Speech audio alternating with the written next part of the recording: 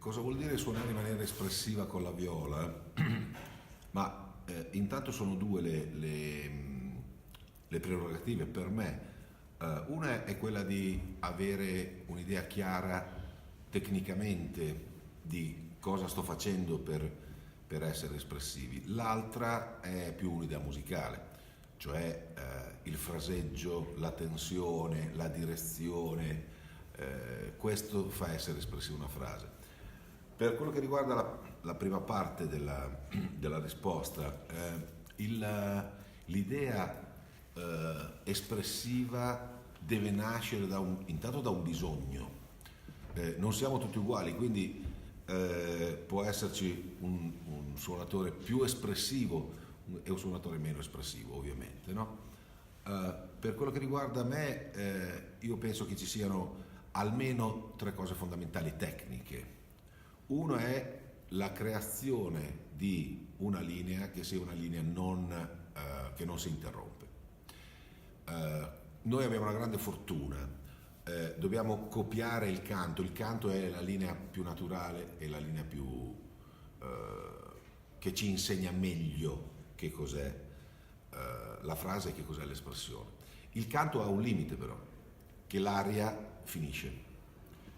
Noi più o meno abbiamo lo stesso limite perché l'arco in realtà finisce, ma se siamo così bravi da non fare sentire il cambio d'arco, allora l'arco diventa infinito e questa è una grande possibilità.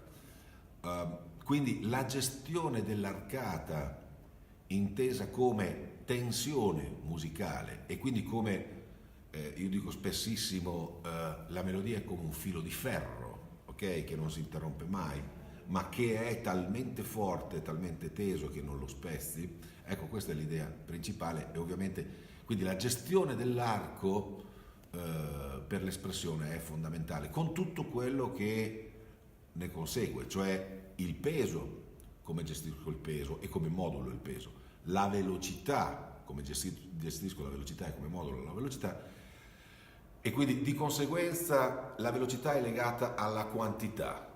È ovvio, se io uso più arco è perché lo sto usando più veloce, dato un'unità di misura di tempo. Se io uso l'arco più lento, dato un'unità di misura di tempo, userò meno arco. Quindi velocità e quantità sono legati. Poi c'è il punto di contatto. Un conto è suonare alla tastiera, un conto è suonare al ponticello, ma il punto di contatto io lo decido prima. Queste sono variabili da tenere sempre presente. Poi l'espressione, quando io ho fatto nascere un tipo di suono, ecco, poi diventa la tensione che dicevo prima, il famoso filo di ferro, che è strettamente legato poi al fraseggio.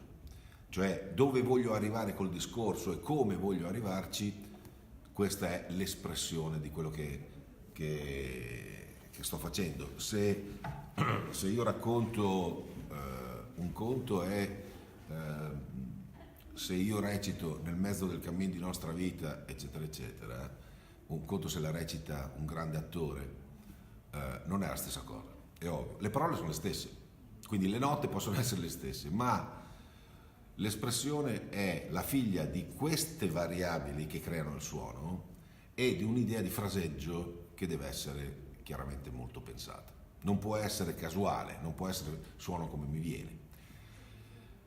Questo è un po' scomporre l'espressione per poi riuscire a unirla e metterla insieme. Poi c'è il vibrato. Il vibrato è una variabile fondamentale. Io dico sempre il vibrato è il miglior accessorio, il più importante accessorio del suono.